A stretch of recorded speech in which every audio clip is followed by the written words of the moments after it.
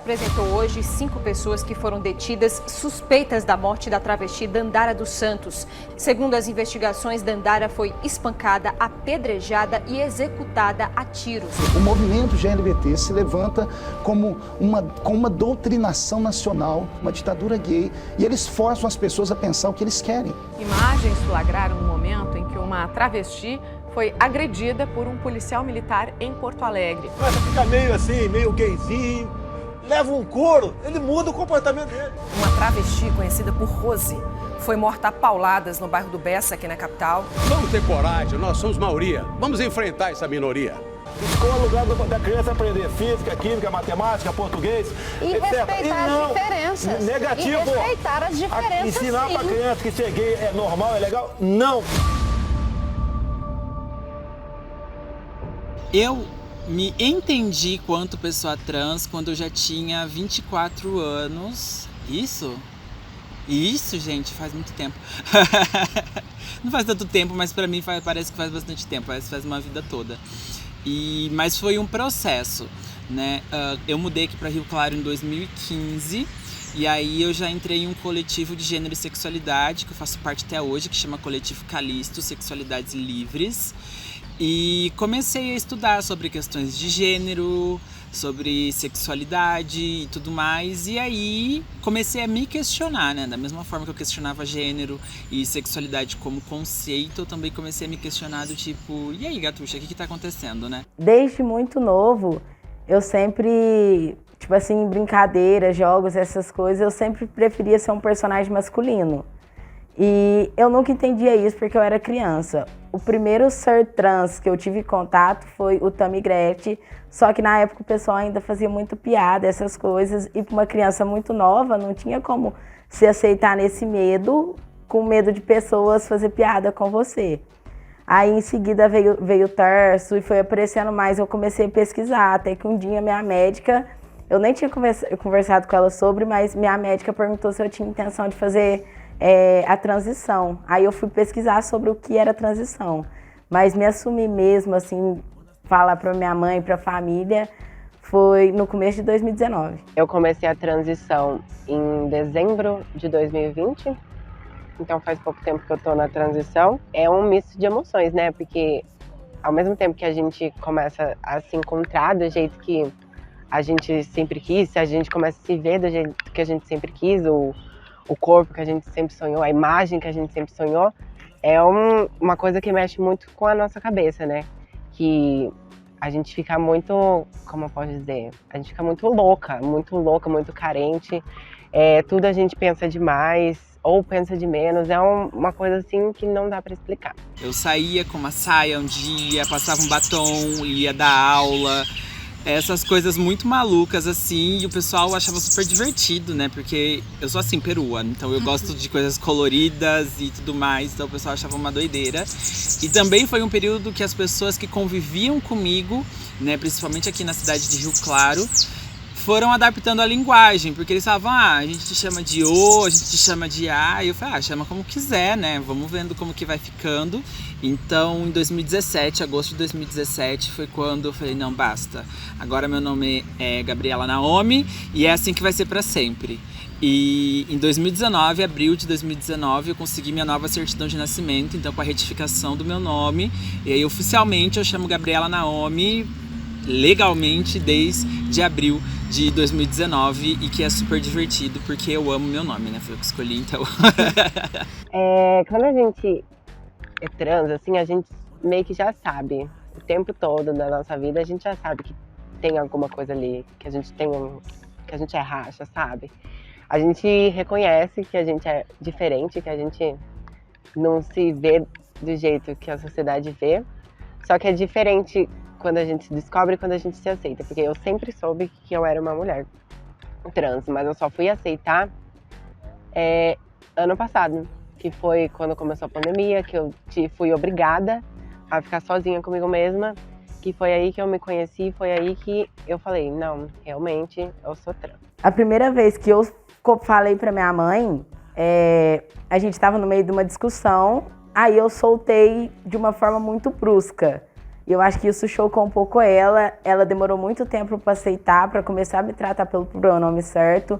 E, tipo assim, até hoje, muito de vez em quando, ela erra o pronome e ela fica muito mal por isso. Mas, tipo assim, eu entendo o lado dela, porque não é uma coisa fácil, assim, porque eu fui me assumir, eu já tava com 17 anos, 17 para 18 anos. Então foi uma vida inteira, basicamente, que ela conviveu comigo num sexo biológico. Quando eu me assumi trans foi um grande choque, porque minha família ficava, ai, porque você podia fazer qualquer coisa com a gente menos isso, porque você não pensa na sua mãe, porque você não pensa não sei o que, não sei o que, não sei o que. E foi um momento que eu falei, tipo, foda-se, estou pensando em mim, sabe? Do tipo, caguei, vai morrer, vai se jogar da ponte, paciência, pessoas morrem, sabe? Porque eu não podia me ver morrendo, essa é a questão, eu não podia me assistir eu mesma definhando, ou sei lá, ter que esperar a minha mãe morrer, ter que esperar o meu pai morrer para que eu pudesse ser feliz, sabe? Eu não posso colocar a minha felicidade sobre a morte de outra pessoa, isso é muito pesado. Eu ainda não me assumi com todas as palavras para os meus pais, mas eles já sabem, de certa forma, eles só não tiveram a confirmação por mim, mas eles já sabem de alguma forma. Então, eu tenho os meus pais e os meus irmãos, que são completamente diferentes. Por exemplo, os meus irmãos, eu acho que eu sofro muito mais com os meus irmãos do que com os meus pais. Por parte dos amigos, eu nunca tive, porque eu tenho uma rede de amigos muito maravilhosa, que sempre me apoiaram e que fazem de tudo por mim. E isso é uma coisa que eu sou muito privilegiada de ter. Porque não é sempre que a gente tem essa rede de amigos boa, assim. Eu tenho... É clichê, mas eu tenho os melhores amigos do mundo. Porque eles me ajudam em tudo e me ajudam da forma que eles podem. E o que é ótimo, porque isso já mostra que eu não tô sozinha. No início, muitos não entendiam, porque realmente a nossa sociedade não tem um conhecimento sobre o que é o ser trans em si. Aí eu fui explicando aos poucos, eu comecei conversando só com 2, a partir da minha médica ter falado comigo, eu comecei a contar para 2, antes de eu contar até mesmo para minha mãe. Aí, com o tempo, os mais próximos começaram a me tratar pelo pronome masculino e pelo nome desejado. Aí, conforme foi passando, foi bem tranquilo, mas em partes não, porque tinha muita piadinha, essas coisas. Socialmente, pouquíssimas vezes eu sofri questões de transfobia que fossem assim explícitas, sabe? Eu acho que as questões de racismo, elas são muito mais presentes no meu cotidiano, de uma questão mais explícita assim, do que de transfobia. Até porque eu sou grande e eu sou forte, então as pessoas não são nem doidas de mexer comigo porque eu quebro elas na porrada, sabe? Eu tenho certeza que algum dia eu vou sofrer algumas dessas violências, mas a gente tem que estar sempre com cabeça erguida, né? Porque já é difícil demais a gente passar por esse processo de identificação, de reconhecimento do gênero e todas as mudanças e tal, já é difícil com nós mesmas. Então será, né, mais difícil ainda com o mundo. Então vou ligar mais para mim do que para os outros, mas a gente tem que estar sempre preparada, né? Porque no Brasil esses tipos de violência são normais, infelizmente.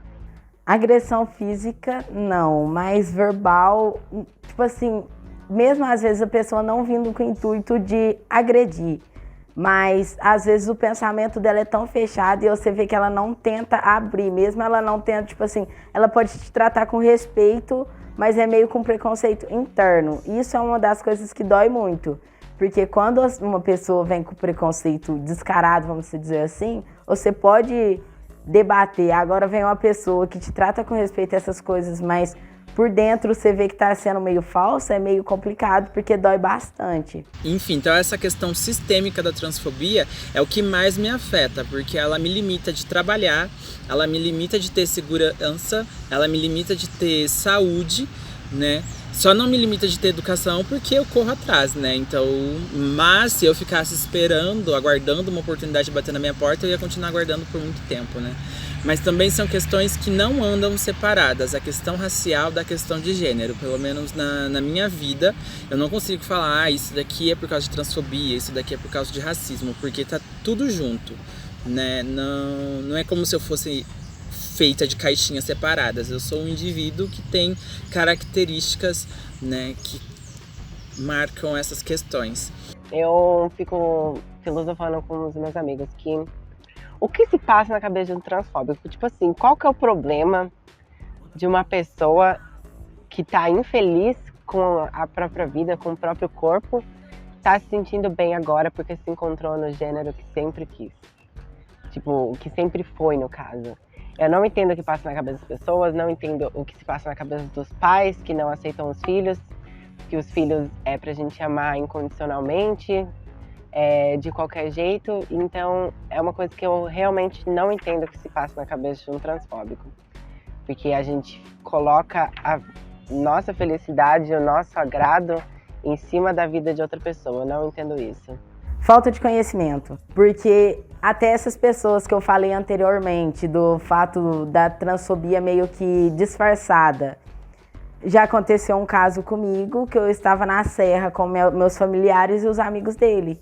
Aí, no meio da madrugada, a gente começou todo mundo a conversar. E eles não tinham conhecimento sobre o que era o ser trans. Então, para eles, era apenas uma bolha para eles, entendeu? Porque muitas pessoas levam como algo só psicológico. Mas não é apenas isso, é uma coisa clínica em si. Assim, o que se passa na cabeça de um transfóbico? Eu acho que não passa nada, né? Eu acho que é tipo um grande vazio. Mas é também uma questão muito sensível, porque nós somos um país violento, no geral, é um país que mata muita gente o tempo todo, que é um país que discrimina muita gente o tempo todo, né? Então é uma questão muito geral, né? Ela não é apenas focada em pessoas transexuais, nós somos um país muito violento. Você acha que a gente queria ser assim? Viver com tanto problema na nossa cabeça, viver com medo de sair na rua, viver com medo de falar com qualquer pessoa, viver na margem da pobreza, porque a gente não tem oportunidade. As pessoas realmente acham que a gente queria viver assim. Então é uma coisa que não bate na minha cabeça. Como que as pessoas acham que a gente quer sofrer essas violências?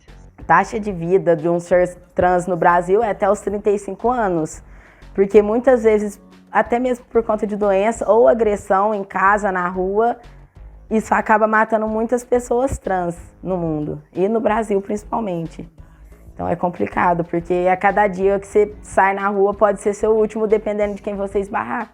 É um país que eu tenho medo de sair na rua porque eu sou negra, eu tenho medo de sair na rua porque eu sou trans, eu tenho medo de sair na rua porque eu sou pobre, né? Então eu tenho medo o tempo todo, só que eu não deixo o medo me impedir de fazer coisas, porque enquanto isso a vida tá rodando, né? Então a gata tem que correr atrás dos sonhos, porque eles não vão se realizar sozinhos. E eu agradeço a geração antes da minha, que hoje eu posso estar aqui em um lugar público, gravando uma entrevista sobre transfobia, e tá tudo bem.